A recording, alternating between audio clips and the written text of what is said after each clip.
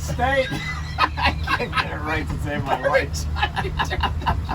Anyway, aboard Southern Estate, and today I want to talk about yacht brokers. Do you need a yacht broker when you're buying your trawler for the loop or whatever?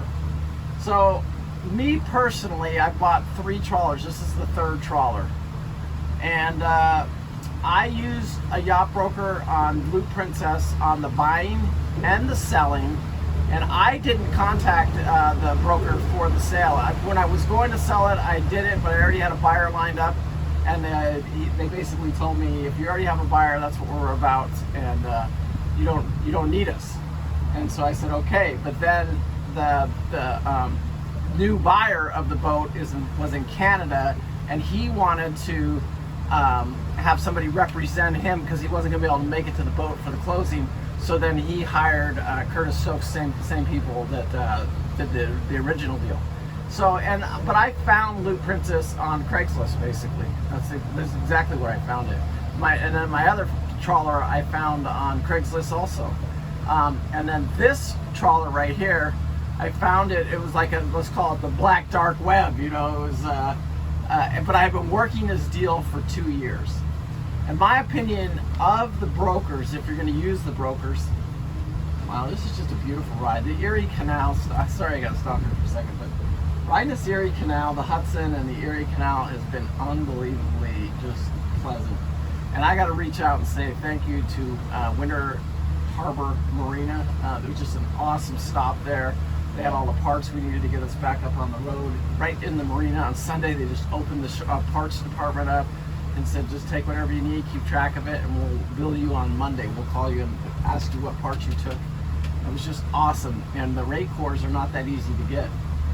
They weren't. The other filters we were able to go over to the auto parts store, the ones that screw on the engine, and get them. But we want to say thanks to those guys because that was awesome. Anyway, Chief, have you ever used a yacht broker? I thought you did on one. No. I've always just bought directly. Yeah, and so Pete's never done it. I have done it once, and my opinion of it is they're going to sell you. You know, if you want to spend $150,000, they usually don't represent junk, in my opinion, but some of them do. You got to be very careful, and you're going to hire a surveyor anyway to look at everything. But and I just want to let you know this. Go down to the engine room, and if you could turn a wrench on, just go take a wrench down there, and if you could turn a wrench on stuff, then you know that just as a visual yourself, instead of you don't need a broker for that. But if you can't work on the boat, like with the Loop Princess Paul, to replace something, you have to replace everything. Yeah, because it says the engine room was like a rusted mess, you know. And that was, I found that boat. It wasn't the broker boat that found it, but there were some red flags, and I probably should have stayed away from it. But it worked out. It really did work out. And he had a lot of experience, which makes it easier on this boat. Yeah, it is, because he can talk me through stuff. And like yesterday when I went to change the rate cores, I already knew how to do all that stuff, how to prime the engine. I did a video this morning showing you guys how to prime the engine on a Ford Lehman, because I didn't see any good videos of that when I was trying to do it. It's seeing that little pump and flicking that little lever right there. But anyway, my opinion, and this is just my opinion, I mean, you can do whatever you want, but I would use a broker on like a Nordhaven or one of the, you know, if my life changed and I was in that class, I would definitely be using a yacht broker. But as for, you know, when I'm trying to get out here, find these bargains, turn and burn, and maybe even make a little money, there's no way I lost money on Loop Princess, but this one has got the potential to make all that money back up and probably make, I don't know, it won't be a lot of money, but when I'm done with this thing, I'll probably be able to make $4,000 or $5,000, maybe $10,000, because I don't overprice my boats. Even at Loop Princess, you know, I didn't ask too much for it. It appraised for actually more than I sold it for, which is a rarity. But so you guys need to do your homework, do what you feel comfortable with, but you don't need a broker.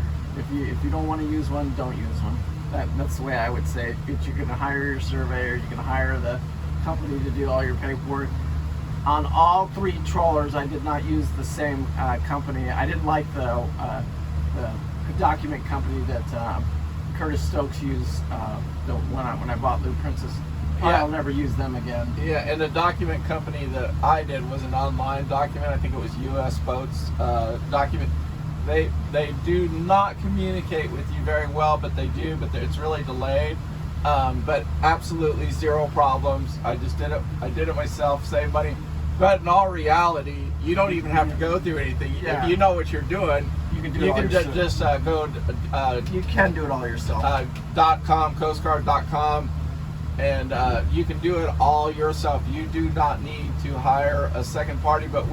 And I'm glad that I did on this one, because there was some a little mishap on the paperwork. There was a date that wasn't right, so they make sure the paperwork's thorough and everything's done. And that costs about I think cost me $600, but you paid $1,000. No, it was about $800. Okay, so I saved a couple, but I'm glad I did it, because hold on a second. We're driving in tight quarters, so I gotta keep an eye. Yeah, we're actually on the Erie Canal right now. But they weren't communicating with you. It was all done online, but it worked out really well. It takes about 6 to 8 weeks to get your registration, so you got to keep that in mind when you do this too.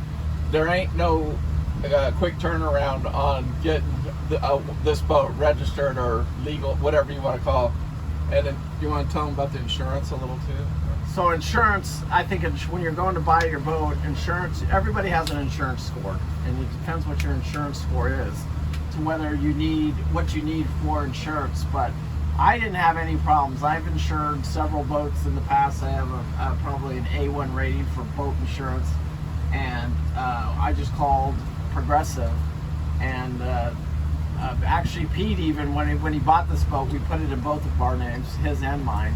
Yeah. And then he just called, and Progressive already had me on file, so we didn't even need a survey. We didn't need anything for the insurance. We just picked it right up. Yeah. And it was this one was a little bit more, probably.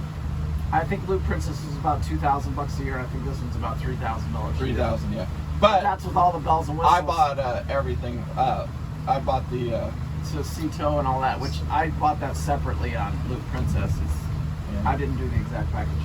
Anyway, peace out. Make sure you hit that like and subscribe button. We sure appreciate it. We'll see you guys as we'll keep doing our videos here as we're doing transversing America's Great Loop. And one thing we got is time. You don't go anywhere in a hurry. Yeah, but when you talk about time like that too, like we planned on having a nice birthday for Bev on Sunday and everything just turned to shit when we lost that engine coming into winter. Yeah. Anyway, peace out. Thank you guys. Be good or be good at it. Thanks. Bye. All right, let me see what I got here. Paul, Beverly and Daisy from the Loop Princess. thank you so much for watching. Here's to salt under your keel and safe voyages. Thank you so much for watching. Make sure you hit that like and subscribe button. Thank you.